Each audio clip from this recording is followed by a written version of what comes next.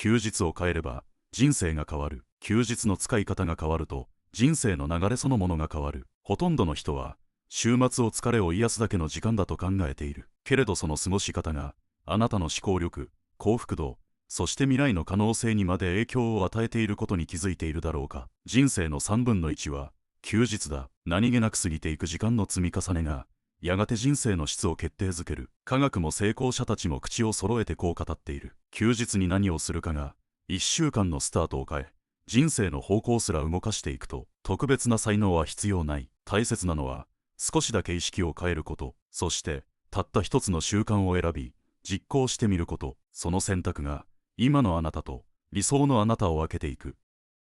朝のスタートを変えれば一日が生まれ変わる。休日の朝、いつもより少し遅くまで寝ていたい。その気持ちはよくわかる。けれどその1時間の誘惑が1週間のエネルギーを奪っていることにそろそろ気づくべきだ。人間の体にはサーカディアンリズムと呼ばれる体内時計がある。これは自然光や食事のタイミングによって整えられ、睡眠の質やホルモンの分泌、集中力にまで関わっている。休日に寝坊をするとこのリズムが来る。そして月曜の朝、まるで時差ボケのような感覚に襲われる。この現象はソーシャルジェットラグと呼ばれ、ストレスの原因にもなっている。スタンフォード大学の研究では起床時間を固定するだけで睡眠の質が向上し、ストレスホルモンが安定し、免疫力まで高まることが明らかになっている。つまり、いつも通りを切るだけで、体は整うのだ。これは努力ではなく、調整である。まず、起きたらすぐにカーテンを開ける。朝の光が網膜を刺激し、脳はもう朝だと認識する。それだけで、眠気は驚くほど減る。深呼吸をし、コーヒーを飲む前に、数分だけ静かに目を閉じる。スマホはその後にしてほしい。SNS やメールのチェックは脳を一気に緊張状態へ引き上げる。休日の朝を台無しにする習慣だ。そして朝食は抜かない。食事は体内時計のもう一つの調整装置。バランスの良い朝食は脳と体のスイッチを同時に入れてくれる。この習慣を続けると朝の目覚めが変わる。だるさが減り頭が冴えるようになる。午前中から活動できるから休日の密度が違ってくる。そして何より月曜日の朝が怖くなくなる。スムーズに指導できるから週全体のリズムも整っていく。成功者たちは休日も同じ時間に起きている。それは頑張っているからではない。その方が人生全体がうまく回ると知っているからだ。早起きは美徳ではない。それは合理的な選択であり最強のリセット法なのだ。食べ方一つで幸福感は大きく変わる。忙しい日々の中で食事がただの作業になってはいないか。朝は時間がなくて急いで詰め込み、昼はスマホを見ながら流し込み、夜はテレビの音と一緒に味わうことなく終わっている。けれど休日だけは違う。ほんの少し意識を変えるだけで食事の時間が人生の質を大きく変える時間に生まれ変わる。日本の筑波大学の研究によると、食事をゆっくりとることで満腹中枢が正しく働き、食べ過ぎを防げることが分かっている。さらに唾液の分泌が増え、消化がスムーズになり、胃腸への負担が軽くなる。これは単なる健康効果ではない。自分の体を丁寧に扱うという感覚そのものが幸福感を生むのだ。まず、食事の時間を確保しよう。休日の一食は最低でも30分、できれば40分かけてじっくり味わってほしい。一口ごとに箸を置き、よく噛む。目安は30回。慣れないうちは多く感じるかもしれないが、口の中で食材が自然と液状になるまで噛んでみてほしい。驚くほど味の深みが変わる。そしてテレビやスマホを遠ざける。気が散るだけでなく、満腹感にも影響が出る。五感を使って食べることに集中することで、脳は今、食べているとしっかり認識する。香り、食感、温度、音、色、食材は思った以上に多くの情報を持っている。それに気づくだけで、安価な食材でもまるで高級料理のように感じられるようになる。この習慣は、一人で食べる時だけでなく、家族や友人と過ごす時間にも影響を与える。ゆっくり食べることで会話が生まれ、人間関係が深まる。フランスやイタリアなど長寿国の共通点は食事に時間をかける文化だ。それは単に食を楽しむだけでなく、生活全体を丁寧に味わうという姿勢でもある。だからこそ休日の食事を見直すというのはただ健康になるための手段ではない。それは自分の感覚を取り戻す時間であり、心と体に優しさを注ぐ行為そのものだ。早食いは効率的に見えて、実は心も体も置き去りにする。ゆっくりと味わう習慣はあなたの一日を穏やかにし、人生のペースを整える力になる。食事を変えること、それは自分を大切にする一番シンプルな方法なのだ。心の静寂が人生を動かすエネルギーになる。現代は静けさが手に入りにくい時代だ。情報が途切れず流れ込み、頭の中はいつも何かに反応している。だからこそ心を静かにする時間が必要だ。瞑想とは特別な人のための特別な行為ではない。それは日常の中で今ここに意識を戻すシンプルな習慣である。ハーバード大学の研究では、たった8週間の瞑想によって脳の構造が変化し、ストレスに関わる領域が縮小し、記憶や学習に関わる領域が発達することが確認されている。つまり何もしない静かな時間が脳のパフォーマンスを高めるのだ。始め方は簡単だ。まず静かな場所を選ぶ。部屋の隅、公園のベンチ、車の中でもいい。10分間誰にも邪魔されない空間を確保する。次に姿勢を整える。背筋を伸ばしリラックスした状態で座る。特別なポーズは必要ない。あなたが自然体でいられる姿勢で十分だ。そして呼吸に意識を向ける。ただ吸って吐く、その感覚を観察する。思考が浮かんでも構わない。気づいたらまた呼吸に戻せばいい。この戻すという動作こそが心の筋トレなのだ。瞑想を続けることで心は次第に落ち着いていく。ストレスに飲み込まれにくくなり、感情に振り回されなくなる。選択肢が見えるようになり、自分の反応を選べるようになる。集中力も驚くほど高まる。必要な情報にだけ意識を向け、不要なものを切り捨てられるようになる。これは仕事でも学習でも大きな差を生む。そして何より幸福感が変わる。未来や過去の不安ではなく、今この瞬間に満足できるようになる。これは外から得るものではない。静けさの中でしか手に入らない内側からの充足だ。世界中の成功者たちも瞑想を日課にしている。ビル・ゲイツ、スティーブ・ジョブズ、オプラ・ウィンフリー。彼らの共通点は、外の世界を動かす前に内なる世界を整えていたことだ。瞑想は行動するための準備である。焦りや不安に飲まれず静かに前へ進むための時間である。だからこそ休日の10分を心の静けさに当ててほしい。そこから得られる力は驚くほど大きい。心が整えば言葉が変わる。言葉が変われば行動が変わる。そして行動が変われば人生の質そのものが変わっていく。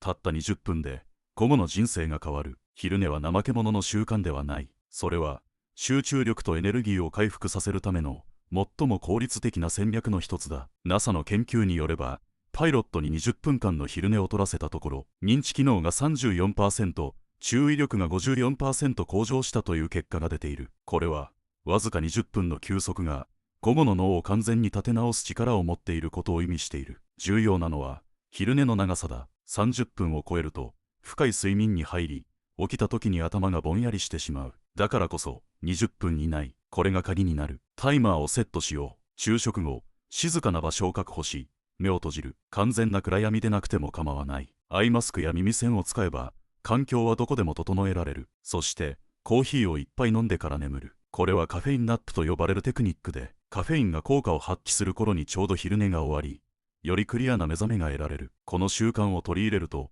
午後の集中力がまるで違ってくる。会議中の眠気、午後の作業のダラダラ感、それらが一気に解消される。昼寝は脳の中に溜まった情報を整理し、必要な記憶を定着させる働きもある。わずか20分の静寂が思考を整理し、新しいアイデアを生み出す土台になる。さらにストレスホルモンであるコルチゾールの分泌が安定し、心が穏やかになる。午後のイライラや焦りを減らし、周囲との関係にも良い影響を与えるようになる。そしてセロトニン、昼寝をとることでこの脳内物質が活性化され、気分が明るくなり幸福感が増す。休日だからこそこの習慣は始めやすい。家にいるからこそ静かな環境が作れる。そしてこの習慣は日常へと広がっていく。20分の昼寝が仕事の効率、学習の質、感情の安定すべてに効果を発揮する。アインシュタイン、ダ・ヴィンチ、エジソン、歴史上の偉人たちも昼寝を活用していたことが知られている。彼らは知っていた。眠ることは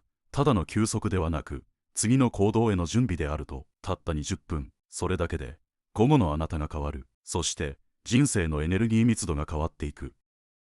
本を開けば脳も未来も開かれる。休日にスマホを眺めて一日が終わってしまうことはないだろうか。情報はたくさん入ってくるのになぜか満たされない。そんな時こそ本を開くべきだ。読書は単なる娯楽ではない。それは脳を育てる最も古くて最強の方法である。サセックス大学の研究によれば、たった6分の読書でストレスレベルが 68% も低下することが分かっている。これは音楽や散歩よりもはるかに高いリラックス効果だ。読書には心を落ち着かせる力がある。活字を追うその時間は思考を整え、感情を鎮め、脳を深く集中させてくれる。ページをめくるたびに脳の神経回路が活性化され、記憶力、理解力、想像力が同時に刺激される。まずは30分、スマホを別の部屋に置き、静かな空間で本を読む時間を作ってみよう。ジャンルに決まりはない。小説、エッセイ、歴史、科学、自己啓発。重要なのは読みたいと感じる本を選ぶことだ。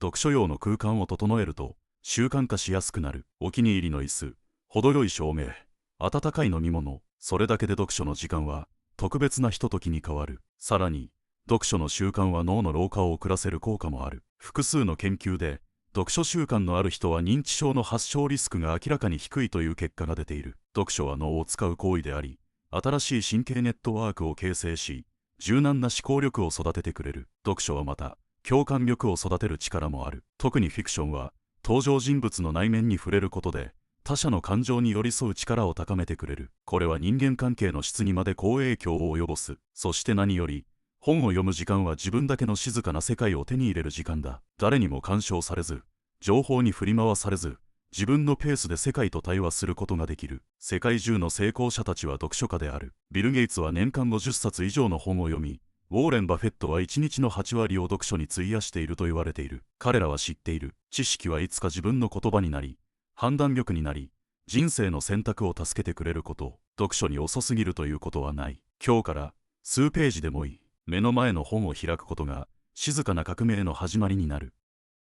過去を見つめた人だけが未来に進める。日々の忙しさに流され、自分の行動や感情を振り返るいとまもなく時間が過ぎていく。だが、もし人生を望む方向に進めたいのなら、進む前に一度立ち止まることが必要だ。振り返りとは、過去にとらわれる行為ではない。それは未来への戦略を練るための、最も冷静で創造的な時間である。ハーバードビジネススクールの研究によると、1日30分の振り返りを習慣にすることで、学習効率が 23% も向上することが示されている。同じ経験をしていても、それをただ通り過ぎるのか、次に生かすのかで、人生の速度はまるで変わってくる。方法はシンプルだ。まず静かな場所を選ぶ。スマホの通知を切り、紙のノートを1冊用意する。画面ではなく、手で書くことがポイントだ。思考が深まり、自分の声と向き合いやすくなる。問いを立てよう。今日、自分は何を感じたのか、どんな行動がうまくいったのか、どこで立ち止まり、何を学んだのか。こうした質問が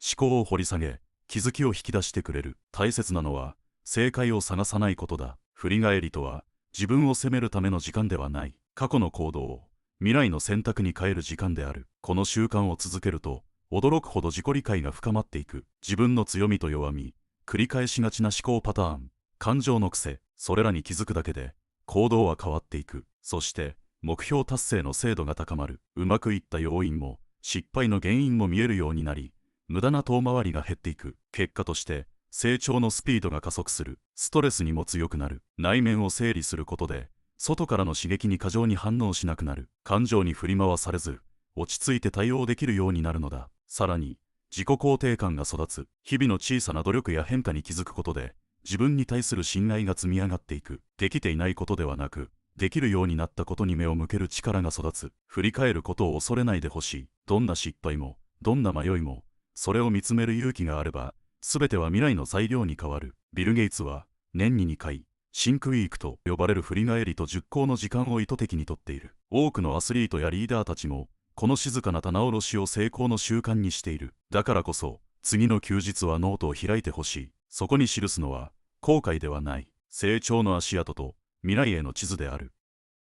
30分の勉強が1年後の自分を作る。もう学生ではないから勉強は必要ない。そう思ってしまう瞬間があるかもしれない。だが、学びを止めた瞬間から人生の成長も止まり始める。知識は今の世界をより深く理解し、未来を切り開くための武器だ。そして、たった30分でも、それを積み重ねれば驚くほどの差になる。例えば、1日30分の学びを1年間続ければ、合計は約180時間になる。これは、大学の講義を丸ごと数コマ受けたのと同じ分量に相当する。神経科学の研究では、新しい知識やスキルを短時間でも継続的に学ぶことで、脳内に新たな神経回路が形成され、認知機能が高まることが分かっている。つまり、30分の勉強は脳にとってのトレーニングであり、将来の自分への投資なのだ。まず、学ぶ内容を決める。仕事に関わるスキルでもいい。語学や歴史、心理学でもいい。あるいは、ただ面白そうと感じたテーマで構わない。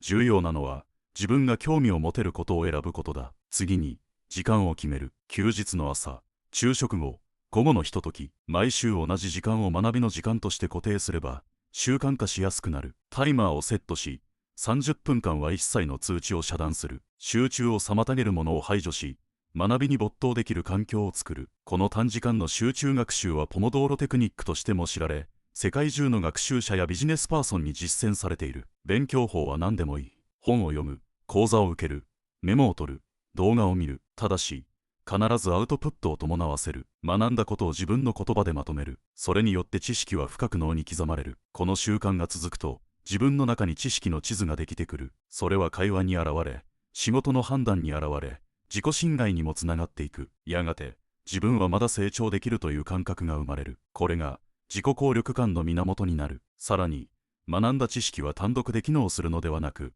すでに持っている知識と結びついていく。この掛け算が、新しい発想や問題解決力を生み出す。ビル・ゲイツは、毎日たった5分でも新しい知識に触れることを習慣にしている。積み重ねの力が、やがて圧倒的な差を生むことを知っているからだ。今の自分のままでいいと思うか、もっと深く広く学びたいと思うか。その小さな選択が、未来の姿を決めていく。たった30分、されど30分。この短い時間が、1年後のあなたに驚くべき変化をもたらすはずだ。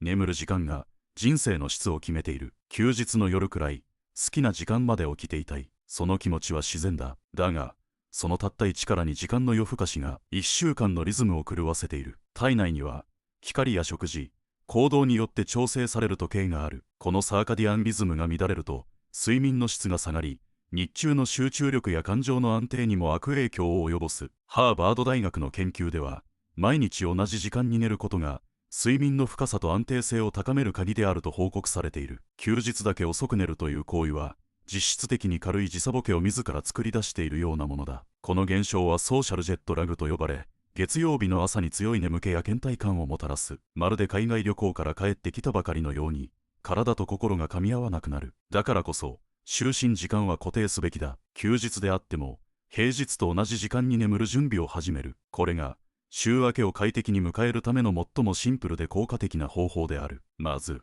寝る30分前にスマホやパソコンから離れる。ブルーライトは脳を覚醒させ、睡眠ホルモンのメラトニンの分泌を妨げる。次に、就寝の儀式を作る。温かいハーブティーを飲む。軽いストレッチをする。好きな音楽を流す。こうしたルーティンが今から眠る時間だと体に教えてくれる。部屋は暗く、静かに保つ。温度はやや低めが理想だ。スマホは寝室の外に置き、必要であればアイマスクや耳栓も使う。このようにして眠る環境を整えるだけで、翌朝の目覚めが大きく変わる。朝、目が覚めた瞬間からすっきりとした意識で動き出せるようになる。これは、ただ体を休めるという意味を超えて、生活全体の質を整えるための根本的な改革だ。健康面でもその効果は顕著だ。ホルモンバランスが整い、免疫力が高まり、ストレスへの耐性が向上する。小さなことでイライラしなくなり、心の余裕が生まれる。世界のトップアスリートや成功者たちも、この眠りの質を徹底的に重視している。レブロン・ジェームズは毎晩8から9時間の睡眠をとり、休日でもそのリズムを崩さないようにしているという。彼らは知っている。眠りとは、回復の時間であると同時に、次の挑戦のための準備そのものであることを。夜をどう締めくくるかで、明日の自分が変わる。そして、その明日が積み重なった先に、未来の人生が形作られていく。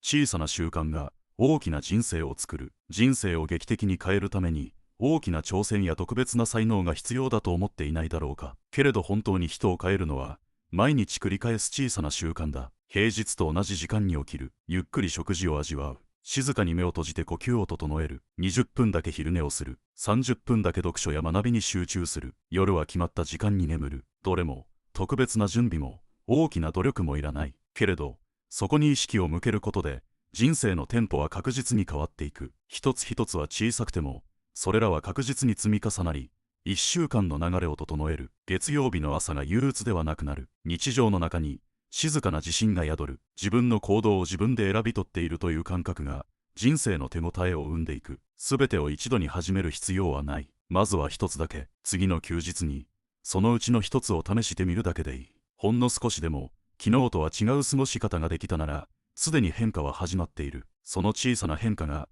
未来の景色を変えていく。人生はあなたがどんな意識で時間を使うかで姿を変えていく。そして休日こそがその意識を取り戻す最も大きなチャンスなのだ。あなたの休日が変われば人生が変わる。それは静かにでも確かに人生の流れを変える力になる。